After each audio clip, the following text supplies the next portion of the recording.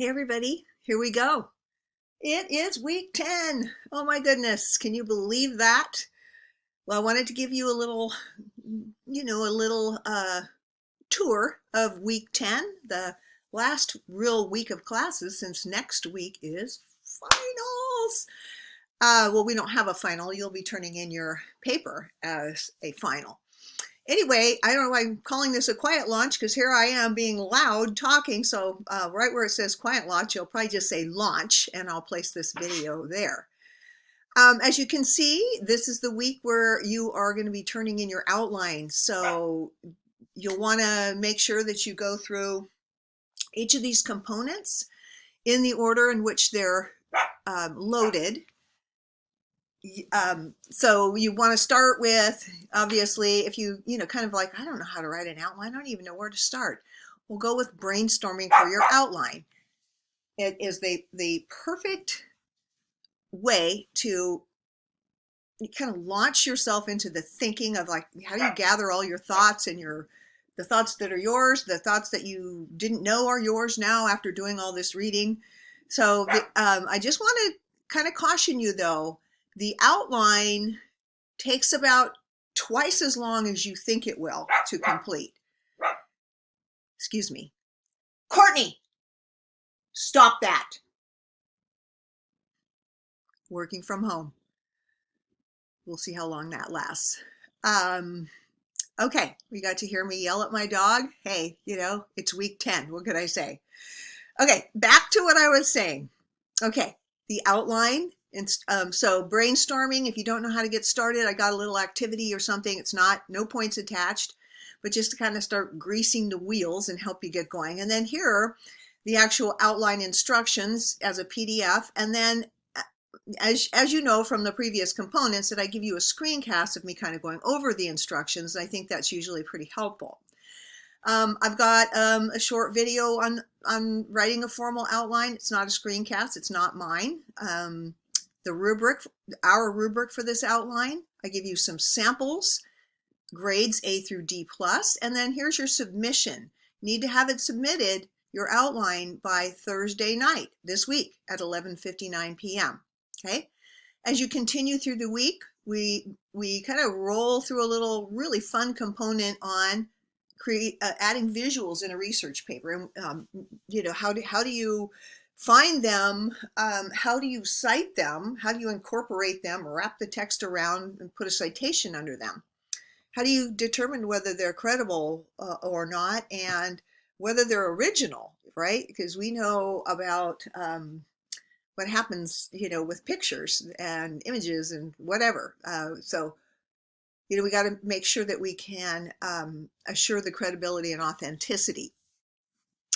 Okay, let's see. I give you a couple samples of, what did it look like when students in the past went through this workshop and how did they collect images. I think these are really cool. You don't have to do anything, just glance through them. Here's our Finding Images library workshop. Typically in the real world, if we were on campus, we would probably do this workshop in the library. But this one is going to be self-paced. You're not meeting in the library. You go through this little self-paced component, and when you're ready, you can upload some kind of proof of completion that you did this self-paced component. All right. So that will be this week. Then I give you a screencast on how to integrate quotes and eliminate visual clutter. I think I've given you that one. Maybe this is the third time. This is especially important that you know how to manage your the way you put quotations in your paper. Remember that titles and things like that go in the works cited page, not in the body of the paper. Let's see. So the cool activity, it's an older research paper, but it works really well because it's a topic I think that students can relate to. So I have you read and grade a student research paper using the rubric. And then you discuss, what were its strengths, weaknesses, what grade did you give it and why? And I think it really helps you get a sense of, I don't know, what does it look like to take the rubric and see how an actual paper, hold the paper up to the rubric and see how it performs. Okay, several ways to organize a research paper. If you're going, oh my gosh, I don't even know what to do, start here and kind of, glance through that.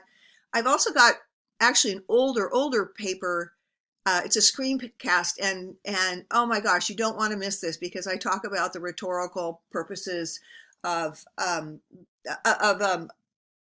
charts, graphs, pictures, what they did for the student's paper. And while it is not, the most perfect paper, I think rhetorically the student did a terrific job with the visuals. Okay, and then I have a short screencast. Start writing your paper. Like if you are going, oh my gosh, this is real, I'm really going to start writing it. Yes, you are. I would advise you to start writing this paper the minute you finish your outline. You don't have, yes, the outline will provide a super, super cool and doable sort of map. And I don't expect when I grade the paper that when I look at your outline, if your paper deviates from that, well, yeah, because part of the outline is going to determine how much ground you're trying to cover and whether it's realistic, right? So it may be that you have all kinds of stuff on your outline, and then when I read your paper, I see that, yeah, necessarily you needed to cut some things out or rearrange some things. So are you bound by that outline? Like, put a ring on it, you're committed for life. No, but it's better to have a map than just to start blindly somewhere, right? So I expect you to maybe deviate a little bit, but the outline at least kind of provides a map both for you and for me.